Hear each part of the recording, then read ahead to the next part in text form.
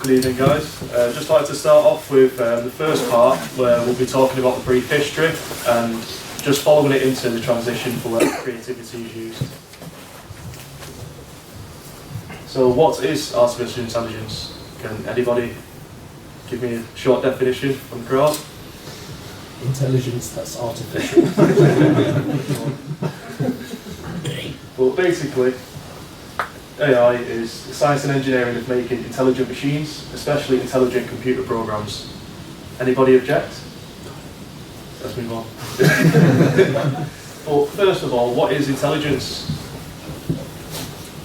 To begin with, the ability to learn, understand and apply knowledge acquired from experiences. But when it comes to intelligence in artificial machines and computer programs, I believe it to be the computational part of the ability to achieve whatever goals in the world are given to it. To start off with is just the history. I will start from the pre-50s, where a number of people started to work independently on intelligent machines. Example, Alan Turing. He may have been the first, and he gave his first lecture on the subject in 1947. He may also be the first to decide that AI was best researched by programming computers, rather than building machines. Towards the late 50s, many of these researchers on AI also then basing their work on programming computers.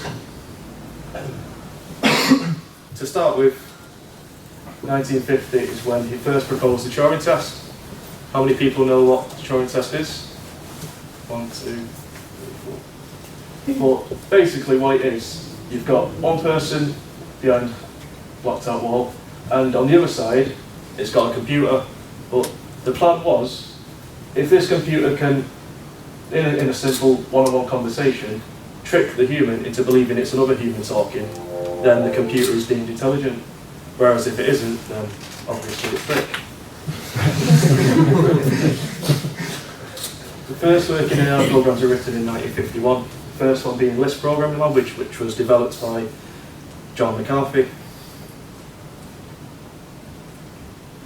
In 1956 was the first conference for AI, which was organised by a few members of the individuals before the World War who had taken up artificial intelligence and decided to basically start something that was, well, it's now massive. So we've got John McCarthy, Marvin Minsky, Nathan Rochester of IBM and Paul Shannon. The next section is the 60s.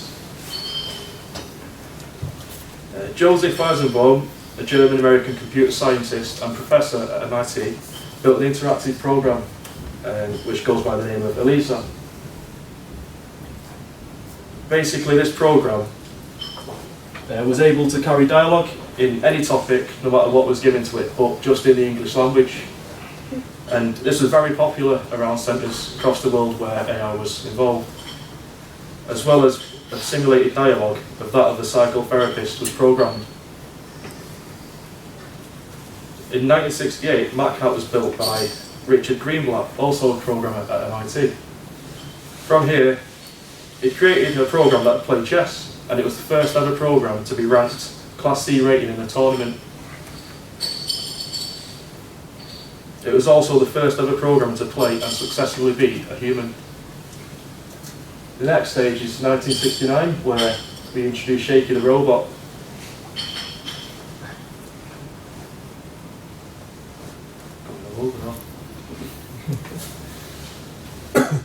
Shaky the robot was the first ever mobile robot that was able to demonstrate decision making, where it could make decisions and perform actions of its own accord, basically. It was able to break down what it saw into smaller, clearer chunks before moving or performing another action. The only downside with this robot is it wasn't very smart, and every time it took a step or an action, it'd have to remap its whole mapping of the area. And let's say there was loads of objects in the specific area that it was mapping, it would be quite a long time before it gets to the end of it, if it ever did.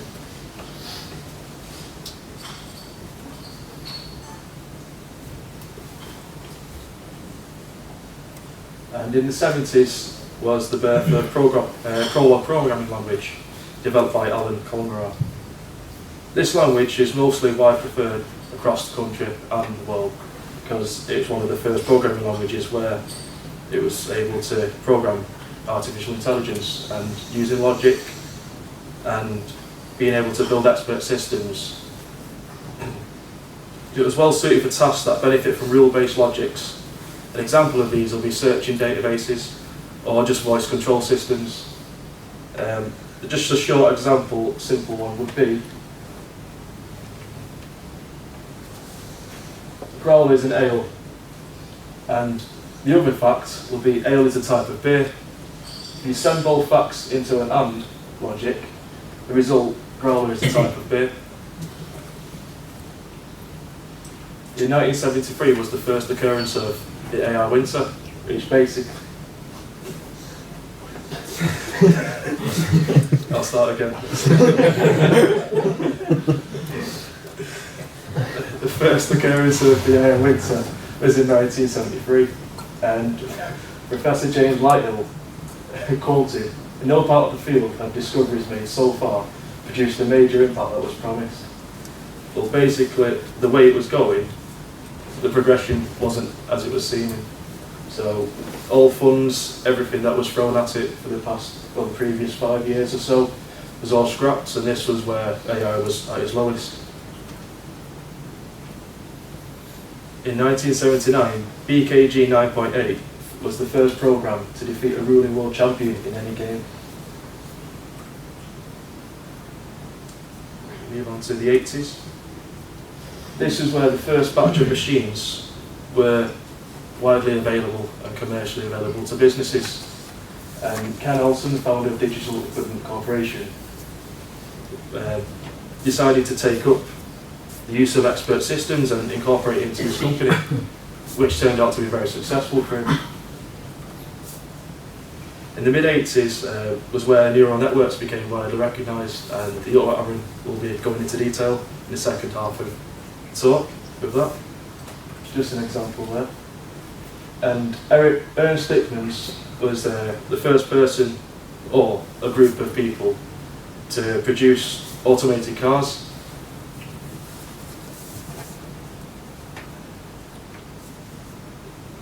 This is where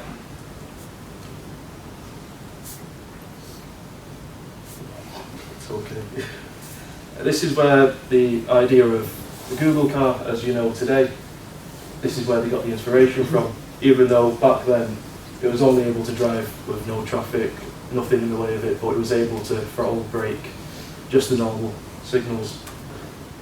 And today, Google car can drive seamlessly across any road, in front of any traffic lanes. It can take it in with the sensors that are built into it. And then we've got the 90s, where significant advances were made in the area of AI. And does anybody know this logo? MATLAB. How do you find it? Awesome. I hated it. I had a bad experience with that. But other than that, there's machine learning, data mining, and then we have natural language processing, which really took up the 1990s and progressed from here onwards. In '95, the same team of researchers that produced the first robot car had taken it a step further and was able to drive from Munich to Copenhagen and back, all remotely driven. The only time where a human would interact was when traffic that the robot just could not get out of the way of, and the human had to interact with it just so obviously it would crash. And the same occurred in the same year across coast to coast in the USA. But in 1997 was the first occurrence of a computer program that was able to beat the current chess champion, Garry Kasparov, which is called Deep Blue. To more recent times, Roomba was developed. Anybody own one of these back then? No? But it's just a robot-based Hoover household. Over 10 million units were sold worldwide since the release in 2002, which is a great return. In 2005, Big Dog was released and was deployed in places like Afghanistan and Iraq, where it was used to just basically carry the load for the soldiers.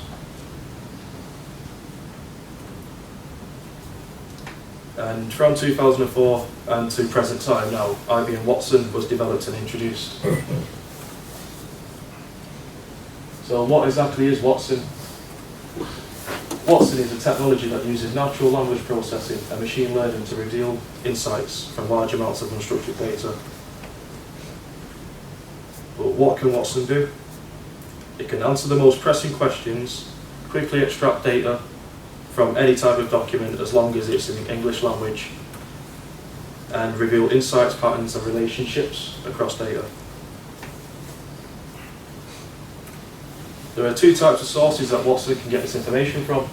Unstructured sources, such as the ones listed, and then structured sources, which it'll use for the natural language, such as nouns, verbs, and any other ways that it can be able to link the information it gathers. It's just an image of how a question can be printed to Watson, and the steps it will take to where eventually it will give out answers and its confidence level of what it believes to be the correct answer. And just a few of the specs that Watson has, just to show you how powerful it really is. There's 90 power 750 servers clustered within it, which in a total 2,800 power 7 cores. There's 16 terabytes of RAM,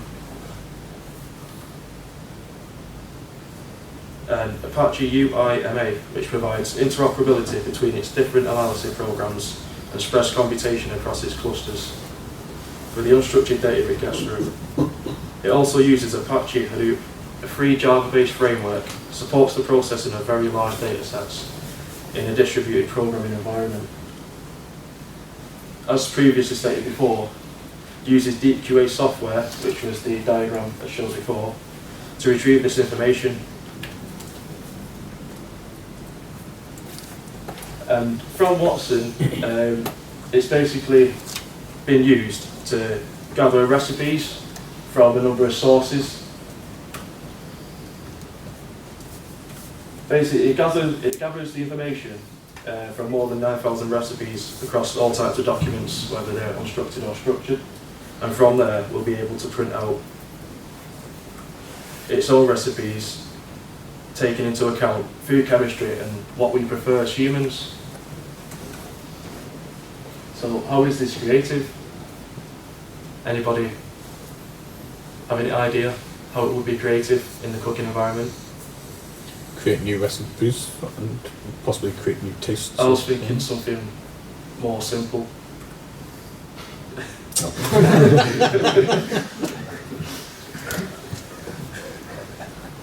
Watson is able to associate foods that are not normally considered great combinations. It's also able to produce these recipes that you can follow very easily. But you're only as good as your database, and as you've seen from before, over 9,000 recipes that it's gathered, it's able to print out quite a lot of new recipes that we just wouldn't be able to think of if we had a certain amount of ingredients in front of us. And just to show an example,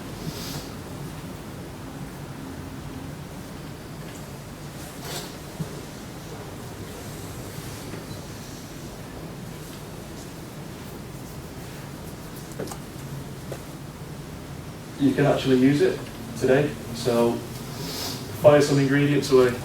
Anybody? Somebody else, please. Let's just put chicken for example. Put that in, and it just generates 3 other random ingredients. And from here, synergy levels of how well they combine. But it also prints out the different recipes that you can cook. Take your pick. What would you choose out of those? I know which one I'd go for. Simple, but nice. But let's say, I don't know, beef. We wouldn't do it as humans, but it can give you a mix of like anchovy and sesame.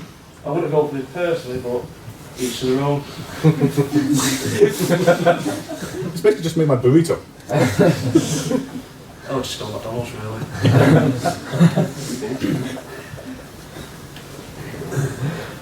From here, I'll pass it on to the other Aaron, and he'll take it onto the creativity side of it.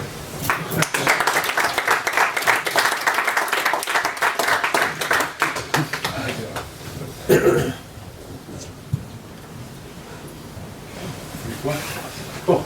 Right. Thank you, Aaron, for the history.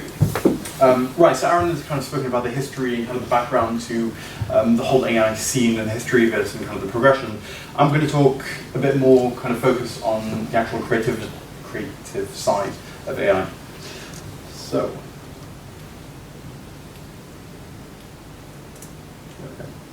okay, so before we actually can progress, we need to actually define what creativity is, right? Ideally in an objective manner. And also, can we measure it?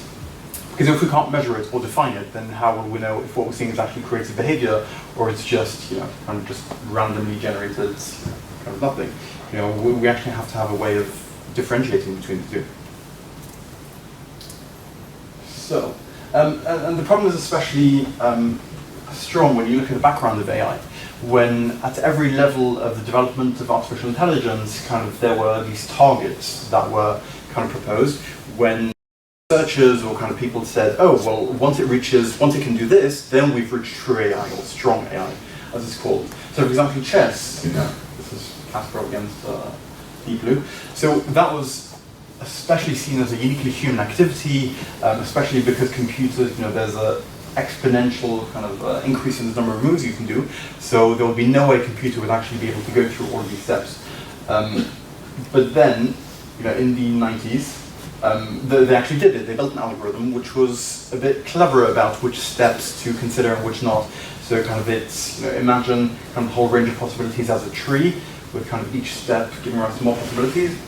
So they actually managed to prune the tree down to a manageable level, and in that way, kind of had a manageable number of moves to consider.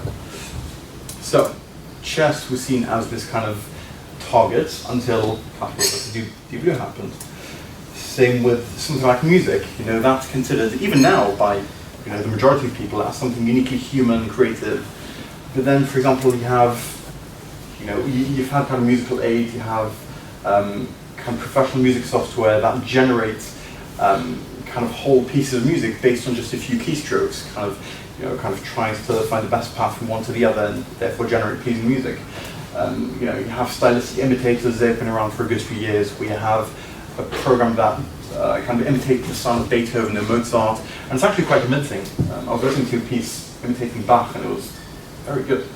And then there's even something on a high level, something like Amaze, which actually generates its music kind of from scratch without being based on any prior piece of music at all.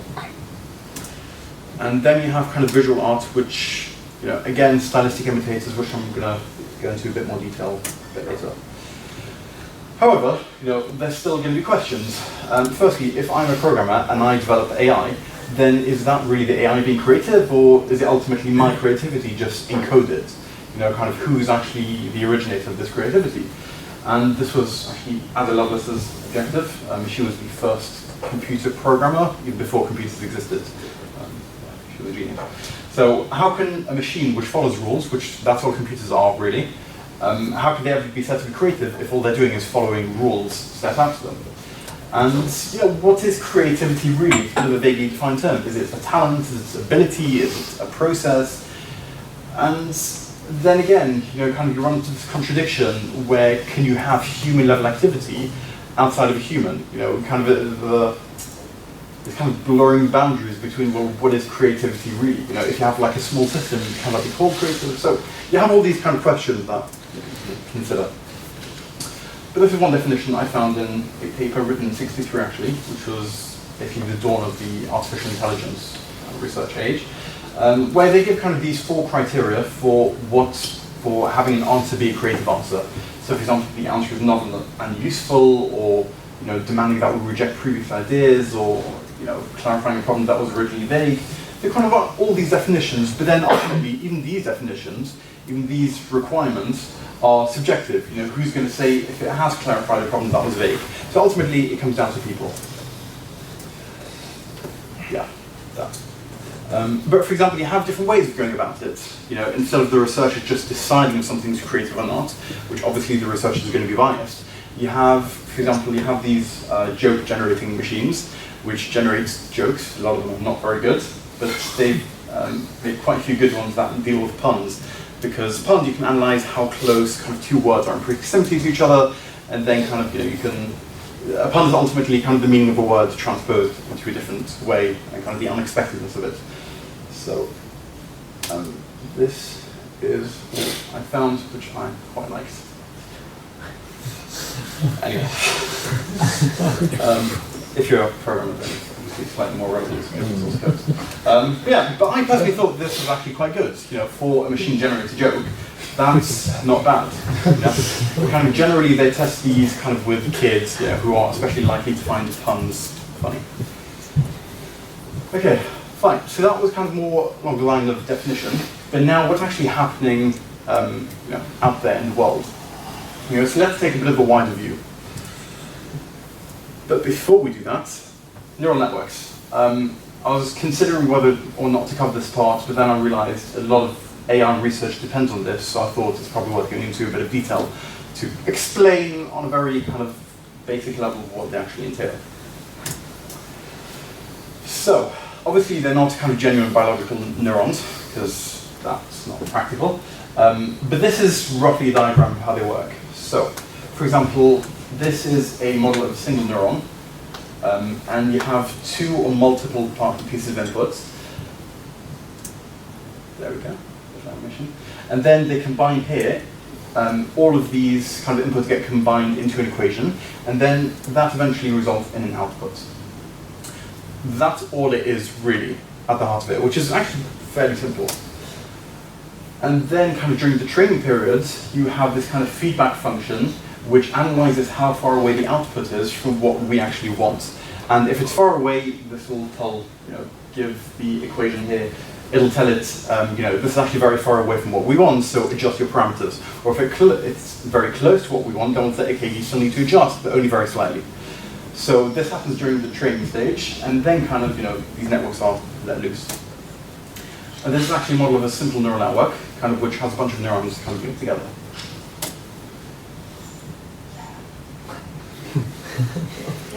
This is very hard to do without one. Okay. And you know, obviously these can be combined into very complex neural networks, but this kind of still follows the basic structure. You have kind of an input layer over there, and then kind of hidden layers in between, and then output layers. But then you can have these very complex and convoluted networks, where, for example, this is actually one I found when I was researching kind of networks with short-term memory, where you have these kind of loops where information entering this kind of stays in the system for the next iterations. So, which is very similar to how the brain works. You know, if you think of something, then that thought stays in your mind. It doesn't just get flushed out with every new thought. So these are really kind of emulating certain aspects of neurology, which is quite cool. Right, so that's kind of how they work, that's what they are. Now, why do they work? You know, why are they kind of the primary focus of AI research? So it's for a couple of reasons, you know, but generally how they work is each level extracts a single feature. Each neuron on the first level extracts a single feature. So for example, on the first level, instead of analyzing individual pixels, kind of you have these networks or these neurons will detect simple features like lines, for example, and that's all they do. And then they pass it to the next layer, and that's kind of, then you combine these features into high-level features, like for example, curves or very simple shapes like triangles or squares. And then the next layer, or layers, I'm simplifying, combine into more complex objects. For example, something like a face, or you know, kind of handwriting, like handwritten numbers. You know, which handwriting is basically kind of just a bunch of simple shapes put together, and we can reach very high levels of accuracy with fairly straightforward neural networks. So the gist of this is that each layer kind of deals with a different layer, a more high-level view of what you're looking at. And that's more or less how they work, which is and they actually work really well, which is great because it gets rid of the need for explicitly programming things in. For example, if there's a loop here and then there's a line that goes there, that's a 9. But what if the line is slightly curved, or what if it's kind of pointing to the other side? You know, so this neural networks gets rid of the requirement to actually hard code things in. You know, I don't have to tell the computer exactly how to analyze this because it recognizes it itself. I just need to give it feedback through this feedback loop, and then at each stage, kind of the parameters get shuffled around, and eventually kind of gets closer and closer to the to the answer that we want. And that should work very well. They're really cool. Okay, so neural networks are the kind of primary focus of AI research, but there's also other techniques. For example, genetic algorithms, which are effectively generating a whole bunch of different algorithms in each generation, and then you see which ones perform best, and then you have the two breed, as it were. So you combine the best ones, and then kind of give rise to a couple more variations, and then do the same. And so eventually you get kind of generations that perform better and better than their predecessors. Reinforcement learning as well, not entirely sure what that is. But then, often you have a combination of multiple techniques. So for example, I found this video on YouTube, which is really cool, which combines neural networks with this genetic algorithm where you have kind of evolution and trimming. And they actually created, and that on its own accord created this kind of complex neural network, which plays Mario 1, 2, or something. And you can see it actually going, and it's almost like there's a human behind this, making decisions, jumping over enemies and kind of getting mushroomed, whatever. I haven't played Mario in a while, so. But that's kind of how it works. And you can see here, kind of each of these lines looks at a single location on the screen, and if it's a green line, that means it's a positive correlation. If it's a red line, it's a negative correlation. So, and these combine in different ways to eventually press the buttons on the Game Boy. Yeah, so it's very cool. Okay, Googly Heat Deep Dream. This is a whole other level. Has anyone ever come across these pictures? I think it came out in July. Okay. Right, so basically what this is a very complex neural network which was trained to recognize objects and images, especially animals. This one was trained on buildings, I believe, you can see like arches and windows. But eventually what it does is, kind of these algorithms, these networks exist already, and they've been created to, if you do a Google image search for, I don't know, dog, or cat, more likely, then, how does Google know that these images contain images of cats? How does it know that? It's a computer. So because this neural network has been trained on so many data sets and told, yes, you're right, this is a cat, or no, you're wrong, this isn't, kind of eventually it shuffles its parameters until it gets very, very good at this. And these neural networks are huge, enormous. And what the Deep Dream team have done is they've kind of taken the output from the neural network. So for example, it said, I see a dog here, and they've kind of fed it back into the image. So manipulated the image slightly to make it look more like the image it's actually recognized. So that gives rise to these really trippy images where it's kind of seeing arches everywhere. I don't know what the image originally was, but yeah, that's what this sees in it. And this one, for example, this is actually an image of a pagoda, and it sees lots of other pagodas as well here. And you see like kind of little mountains. So it's kind of looking at it in a very detailed level, whereas it's very trippy precisely because it kind of does what the brain does normally and kind of pushes it into overdrive. Humans are very good at recognizing patterns, and that's what this has done, except on a much further scale. Which is kind of what people are like as well when they take some kind of substance which messes with their perception, pattern recognition. And that's why you get paranoia, and you get these people who see these crazy things. So this kind of emulates that, and this is kind of coming very close to how the human brain works in a certain way.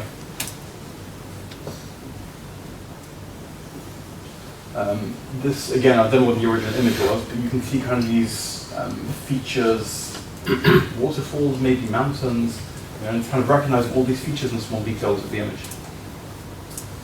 This is a painting of a knight, and this is really creepy.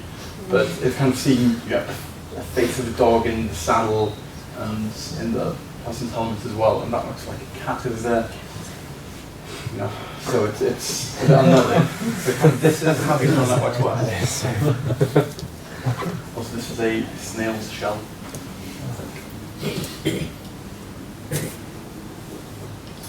So this is something a bit more subtle, a bit less spectacular, but this is based on an algorithm on a system called TensorFlow, which probably less of you have heard of, and this actually powers Google Inbox app.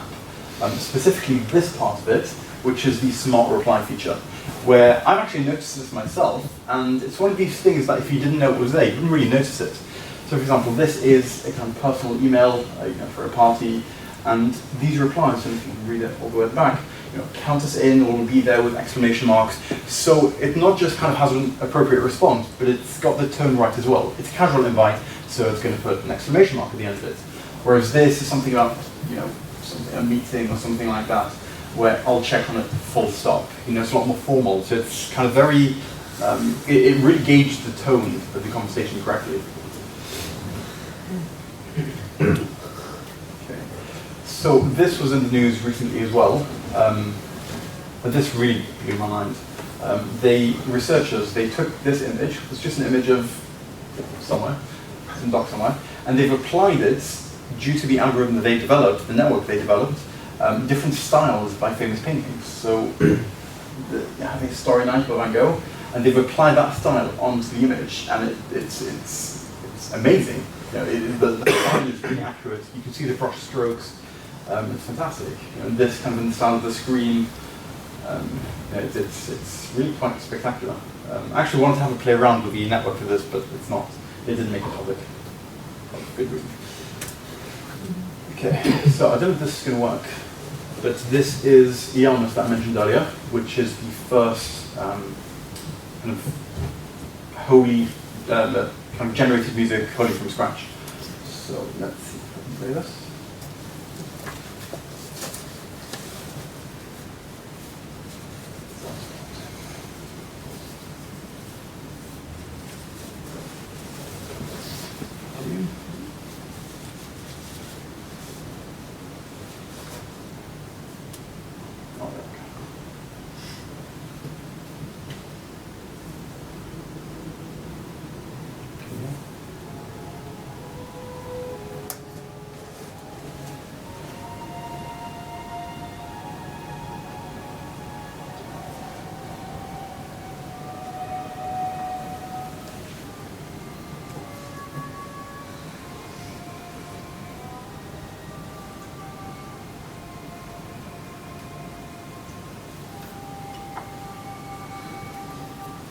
Okay, in my opinion, it's not very good. But at least it sounds like classical music, at least on a very kind of basic level. When you look at kind of individual notes, it sounds like classical music. In my opinion, it doesn't sound, the whole doesn't have any structure. But kind of at least you see how it works. Kind of it's making progress, starting at very small levels, and then kind of eventually probably it'll progress to having more structure and kind of at a wider level as well. Okay, so that's what's happening now, okay, which is all very cool and exciting. But now let's have a look at what's going to happen in the future. Now, obviously, there's no way of knowing, but there's some things that trends we can see. So take a look at that. Okay, so for the near future, nothing really exciting, at least as far as I can see. Kind of it's just a lot of the same things kind of progressing. For example, there's something called Viv, which is coming out soon, which is like Siri on steroids. Apparently, it's kind of like Siri, kind of natural language interactions, but then it has a lot more capabilities, can give you a lot more knowledge about different topics in a very kind of detailed manner. And also on the website, at least it says, it's going to kind of not outsource it, but it's going to be like a cloud for AI. So for example, you could kind of tap into that intelligence and you could power your app with it. So for example, for people to be able to interact with it in natural language. Watson is already incredible. We saw one example, but there's a lot more things happening with Watson, and probably it's going to kind of progress and infiltrate many different areas and become better at what it does. Okay. Then further in the future, here's where things get a bit hazy, because there's really no way of predicting timescales of what's going to happen. Because, for example, in the 60s, people thought natural language processing is going to be imminent. It's here on the doorstep. And then eventually that problem turned out to be a whole lot harder than we thought. We had to develop whole different techniques of dealing with it. And even now, we have very basic natural language processing, but it's still not very good. The sentences have to be structured in a very specific way. Kind of if you have kind of a bit of an eccentric variation on the sentence, then it wouldn't know what to do with it. So in a sense, in a way, kind of it's very hard to predict. But this is one paper I came across doing research for this, and it's called Whole Brain Emulation: A Roadmap. So what it is a project which assessed the feasibility of what it would take to emulate an entire human brain with all its trillions of neurons, which is a staggering project, and that's why this paper actually goes into very specific detail on what it would take.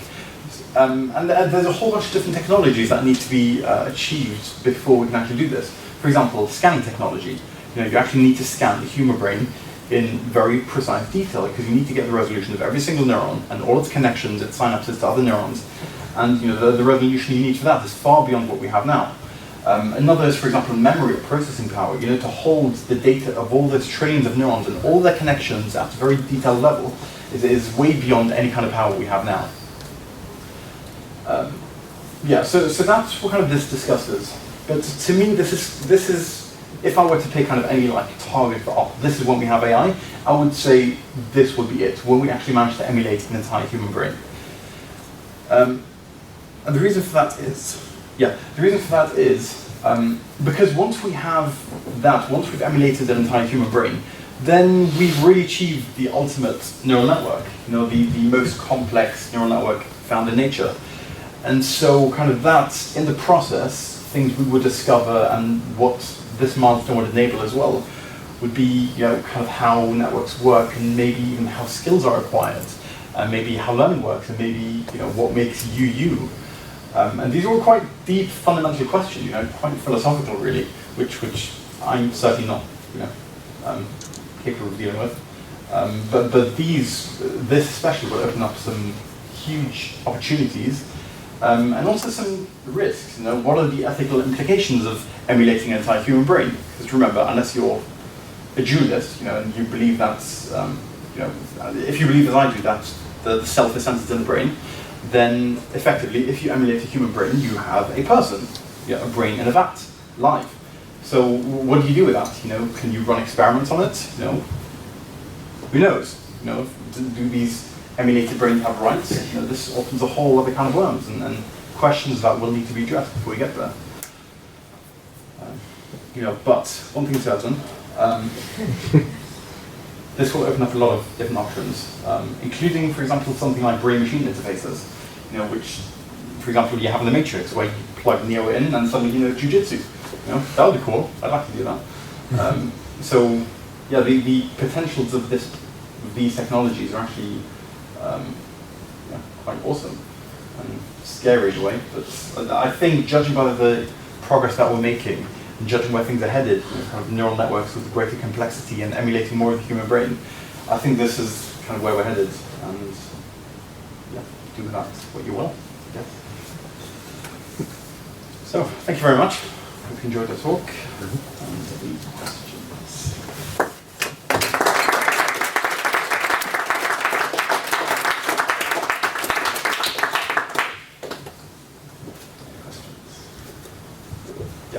So, very exciting stuff, interesting. Just recently in the news, it's been, we've seen people like Elon Musk, Bill Gates, kind of warn of kind of possibilities of the dangers of kind of advanced AI.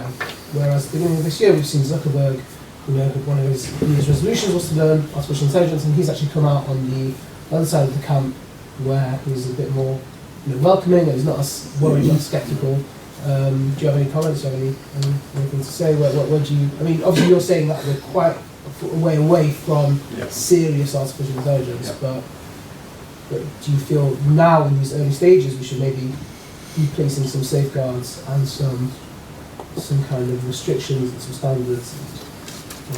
Yeah, definitely. I mean, in as far as we can, now these networks are dumb. They can do one thing and they can eventually do one thing well. But there's, Asimov's 3 laws of, don't harm humans and do what, human beings tell you and then protect your own existence. Right? These are like kind of the fundamental laws of robotics. But there's no way for neural network to understand them yet. You know, we're so far away from it. Having said that, I have read a book, well, most of it, got a bit boring towards the end, by Nick called Superintelligence, which is all about the dangers of AI. You know, and it's full of die warning and doomsday scenarios. But a lot of the arguments he makes are actually very convincing. You know, if you have a neural network which is much greater than the human brain and much more powerful, then, well, by definition, it's going to be more intelligent than us. So, you know, so kind of to say, do we need safeguards? Yes. But I would say, can we have safeguards? You know, if there's an intelligence which is so much cleverer than us, whatever safeguards we put in its way, it's going to find a way around it. You know. So, yeah. So it's all a bit vague at this point, really. Yeah. Just me? Yeah. And just to kind of tack onto that a little bit, because there's one crucial thing that I think needs to happen before we have to really worry about that problem, I would argue, and that's that they have to want to eradicate us. Now, we haven't eradicated dogs or other species, etc. So, what do you think will be the catalyst, if you like, that would actually get us to the stage where frankly we are superfluous and they want to get rid of us and make us into new types of codes or whatever? Okay, so for example, in the book Superintelligence, he actually discusses that very issue. You know, people ask, well, you know, just because Skynet wants to kill us all doesn't mean that's actually what's going to happen. You know, and he says, no, you're right, but it's not as kind of simplistic as that. It's not they just want to kill humans. It's more subtle. And the example he gives is, for example, you have a machine that builds paper clips, right? So you create this AI to build paper clips in the factory. So, okay, so it's going to build paper clips, you give it some metal, and it molds it into paper clips. But then what does it do when it runs out of metal? So, well, let's make it even more intelligent, and let's have it mine its own metal. And then have it be more intelligent that it finds new sources of metal or new ways of refining ore which don't exist yet, you know, and kind of so on, until eventually it becomes so intelligent that it kind of it transforms everything into paper clips. The problem is we've never told it do paper clips until we have enough. You know, well, what's enough? Then you run into very kind of subjective questions. You know, we've never explicitly defined how much is enough. We've just told it do this specific task, and it does that. And then when is enough? You know, if we make a mistake in the definition of when is enough, you know, make 1,000. Okay, fine. So even then we've defined exactly, you know, make 1,000 paper clips and nothing else. But then if it's really that intelligent, maybe it's going to think ahead. Well, what if my boss tells me to make more paper clips? Okay, so let's start thinking of ways to do this. And then maybe let's make some preparation, you know, let's do some research.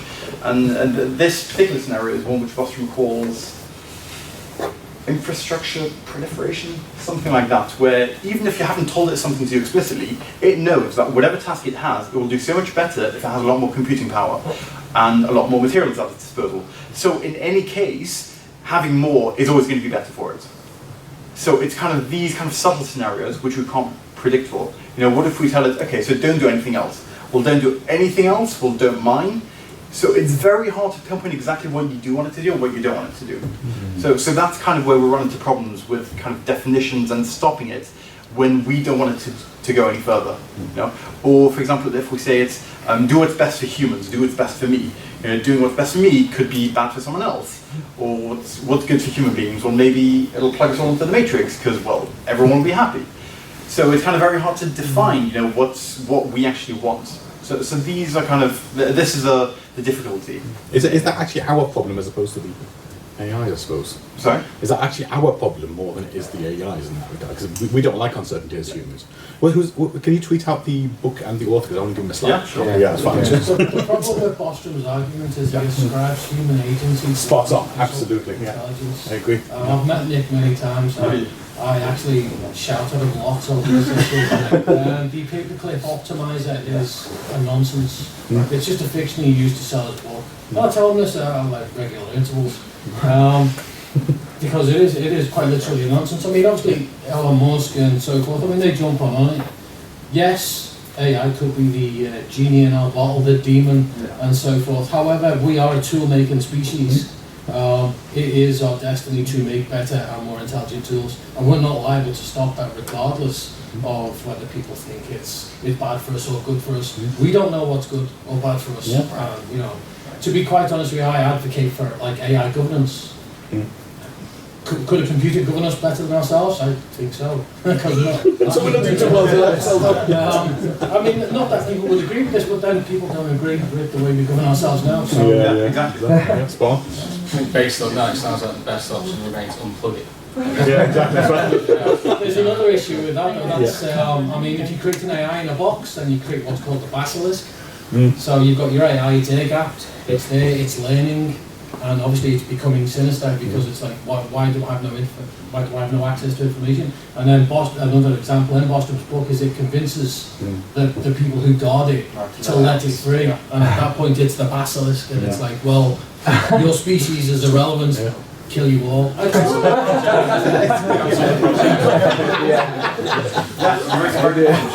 that's what the people against him say. So who's to say who's right? No, there is no right and wrong. The thing is, and one of the fundamental things in artificial intelligence research is that people like to ascribe humanity to something that is wholly artificial.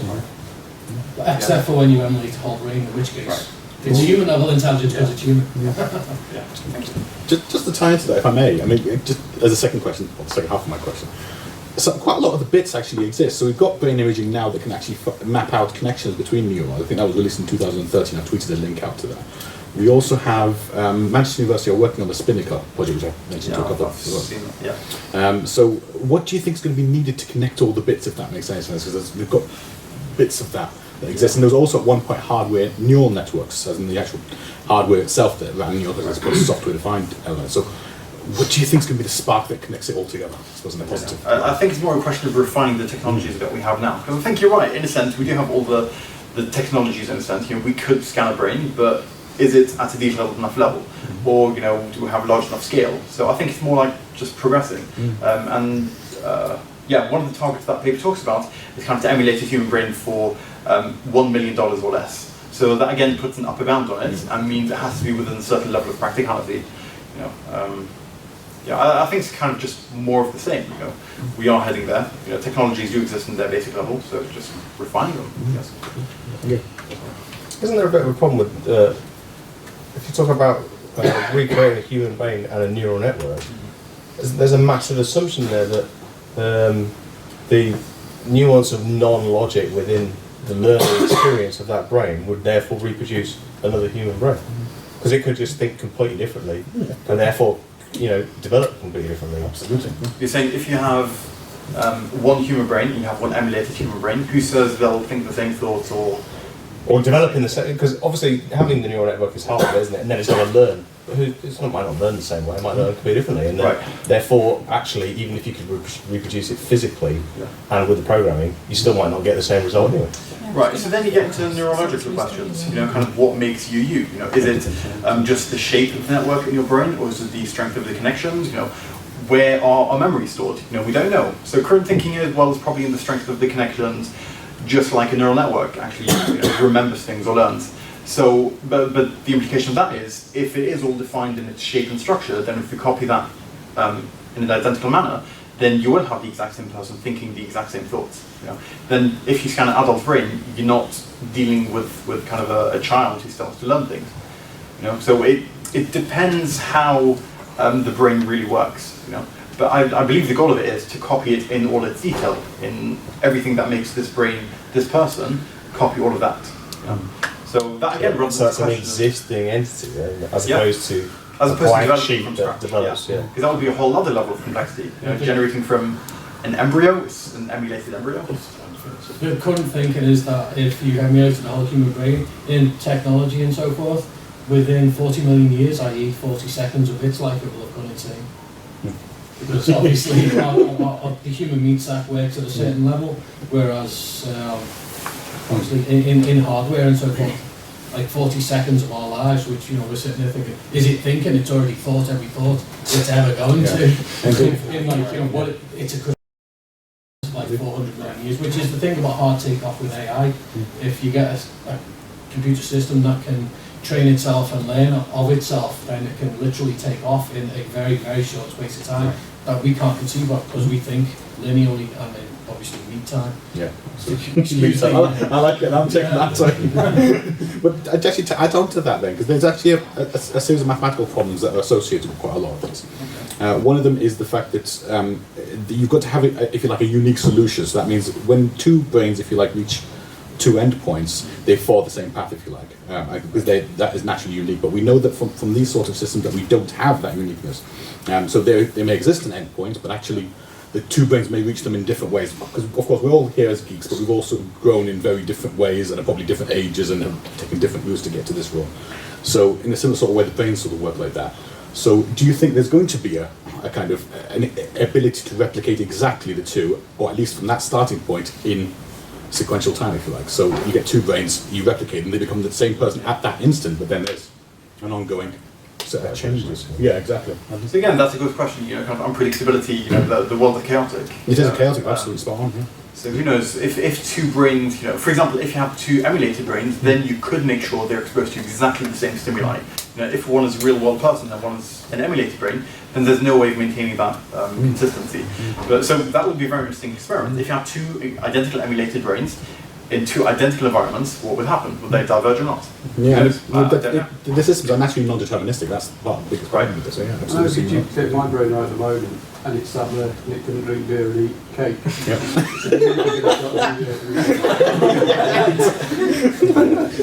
So part of this is going to, and this is actually probably the least complicated portion of this, to you know, replicate kind of a body and environment for it to be in. You know, which, you know, video game characters' graphics are fantastic. You know, the difficulty of it is actually plugging all the nerves and all the muscle into this emulated brain to make sure it's actually in control of it in a natural way. Yeah, then I suppose you could have emulated cake and stimulate its nerve cells just like real cake does. Yeah. When you did all your research for this, so obviously this is all quite a long way away. What was, do you think, is the most interesting thing that's important for the people in the room now? Or what little there might have been some insights and stuff you thought, actually, do you know what, if I apply that in modern day stuff, it's actually got some good use. I don't know if it's necessarily a question of application. I think it's more kind of just to be aware of what's happening, you know, and to be aware of the incredible progress that we're making. You know, when I was growing up, this was all science fiction, complete science fiction. But now, you know, companies like Google and Facebook have kind of pioneered this stuff in a genuine kind of production manner. You know, this stuff is actually being deployed, which has stimulated it. So I guess just to kind of raise awareness and to make people appreciate, you know, kind of what's going on around them, what's happening in the world, and not to be surprised when, you know, things happen that are very obviously AI. You're like, oh, where did this come from? You know, I thought computers were only for adding numbers together.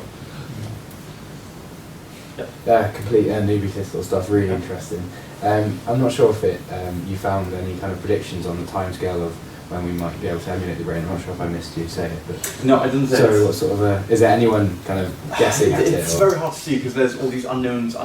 You know, we don't know if we know enough about the brain to do it. You know, there might be more discoveries that need to be made to emulate a human brain, and there could be, you know, like that this level of resolution isn't fine enough to actually emulate a human brain. We need finer, and so that could push the timescale off more. But I think the figure mentioned was 2000. I think it was, yeah, it was a range. It was between 2040 and 2060. Yeah. Do any of the people like IBM and Google employ brain specialists? So Good question. do they actually employ consultant brain specialists to help them with it? I don't know. Somebody at the back says Yeah, yes, they do. They do. They have a whole cadre of cognitive scientists and neuroscientists, and obviously people able to cut open cadavers and copy various things and so forth. It's all very low key. Because years ago IBM was just programmed. Yeah. Now it's just going totally different. And Watson, Watson is just amazing. I was watching before Christmas they opened this Internet of Things headquarters in Munich. Okay. And I can't remember, and Ginny somebody who's the head of IBM. Christ, they were talking about some amazing things, you know, and the Weather Channel they just bought the Weather Channel. Right. And they're talking about how sensors in the sky and billions of data coming down to the Weather Channel, all going to IBM Watson. And then what they're doing with that is creating these solutions that limit the amount of turbulence people go through the sky. Right. I think, cracking, and you know, machine learning, deep learning on. Yeah. I was thinking, do they actually employ people who do the real actual clinicians? Yeah. Interesting. Wonderful. So one thing I know they're doing is actually trialing this in hospitals, where they fed millions of pictures of kind of melanomas or cancer cells into kind of Watson, and with kind of a diagnosis. This is cancerous. This isn't. Kind of eventually, it's making its own diagnosis now, and it's generally more accurate than doctors. Because doctors are only human, whereas Watson can read how many millions of words per second. So it can keep up to date with all the medical literature, which for a human being is impossible. Yeah. So it's actually up to speed with the latest development, and this stuff is actually being deployed now. So the amount of data, the amount of information going into the system is incredible. So within 10 years, we may have automated part of what going to the GP, for example. Yeah, absolutely. Yeah. You don't need to go to a GP. Exactly. NHS can weight off its shoulders. There's more advice and prescriptions to give you. Right. Yeah. Someone else. I was actually working for IBM whilst this whole Watson thing and the whole Jeopardy thing was going on. Look, it's still quite far off what you'd expect to be actual AI, because essentially it's basically glorified natural language processor with a bit of binary search and pattern recognition fit into the back end of a huge set of computers to the processing. So whilst it is quite impressive at how it does seemingly what a doctor could do for medical things and what a chef could do for recipes, it's still quite a far way off from being actually truly creative. And there was a bit of skepticism within the company at the time. Right. Yeah. Especially for creativity, was still very early stages. Kind of we're dealing a lot more with well-defined problems now. Stuff that we actually can know the answer to. Creative is kind of like the next level. Creative is the top 5%. The bottom 50%, the machines can do. It's the top 5%. Maybe they can't.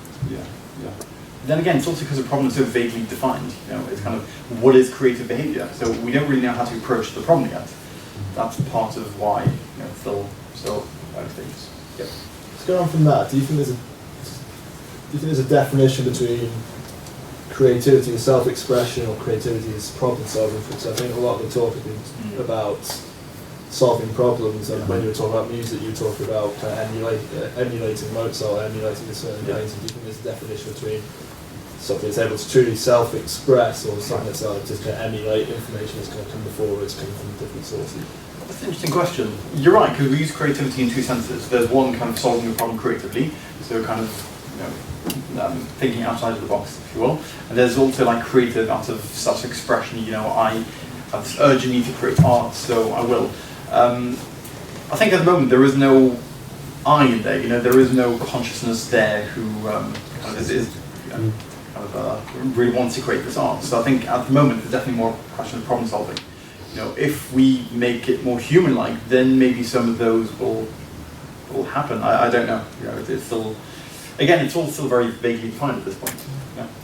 It's all problem solving mainly at this point. Just to tie into that again, when it comes to self-expression, most people, once they've done something and they physically feel that they like it, right. Isn't that a sensory experience? So is there a question mark around bringing sensory experiences, if you like, to the AI in that regard? Maybe, yeah, maybe. What is it? Someone has a talent for composing music, so they want to compose music, or they want to do it because it's beautiful. A computer right now doesn't have this urge to create beauty. Indeed. So, if they did, maybe something like that would happen, but at the moment they don't. So. But we can make it, for example, search for light and stuff like that, and those in themselves can actually act, if you like, as a kind of personal. I kind of go out into the light and it kind of realise, oh, I like this. Actually, this is quite. Yeah, but then again, what I like this, Yeah, well, yeah, exactly. It's satisfied the target, but there's no kind of human, there's no emotion, there's no subjective experience of I've achieved something. Exactly, yes. Apart from the fact that you've managed to go head towards the light when you're looking for light in this. Right. You could argue that all emotions are a series of chemicals. Absolutely spot on, yeah. That's kind of the point. Read an argument a while ago about the point that AI starts to become dangerous is when you teach it that gratification comes from human. because it will learn Okay. how to remove the human, and that's the point that it becomes dangerous. Right. Right. Yeah. I think they call it wireheading, where it's kind of just linking circuits together to give itself pleasure, which before a human being has to press a button or something. The hedonistic imperative. Yeah, exactly. Right. Look up a guy, David Pierce, he's mad for that. Okay. The thing about AI is we're incredibly a long way away from actual human level intelligence, but most of the things we do now are amenable to the narrow focused AI that is able to be leveraged. So yes, they won't be creative, they won't be doing fine works of art, etc. However, most of the workaday stuff that we do can be automated and AI will be doing it. That's why it's relevant right now for you to be thinking about it. You're not going to be talking to this robot that says, I'm taking your job, I am the robot, etc. However, it'll just be an algorithm that sits in a corner and makes hundreds of people unemployed. Yeah, exactly, absolutely. I mean, there's actually a little project at the moment where they've got 2 robots, and all they're doing is letting them talk to each other. And they start off as babies, if you like. I think they're about 4 years old now, in terms of mental age, so they're just kind of emulating each other, doing movements and stuff like that. And they've started to learn from each other in that regard, almost like how babies learn. A real life and graphic example of this is the China State project called Replace Humans with Robots. And they are literally replacing... There's actually a restaurant that I've been to that is actually fully served by robots. You're kidding. They're literally closing down. It comes, you order it, and it takes it, and it's quickest thing. It's all on tracks. Yeah. All these on tracks. Okay. So they're like closing down companies, they're putting people out of work. And these people want displaced, they just live outside the factory in China towns. Yeah. And the robots are inside making money for the Chinese state. It's a difference obviously in the West where people will be up in arms. Oh, I've got no job, etc. Except when capitalism creeps in and people are like, well, I'm making money, so it's all good. Except for those people who aren't, of course. Yeah. But that's salary. Obviously, China, they have a whole different outlook. And it's like literally, we want productivity, humans can't give us it, robots can. And so they literally there's just, I don't want to use vernacular, but there's a vernacular saying in my head, I'm not saying it. Yeah. Excellent talk. Yeah, thank you. Thank you very much.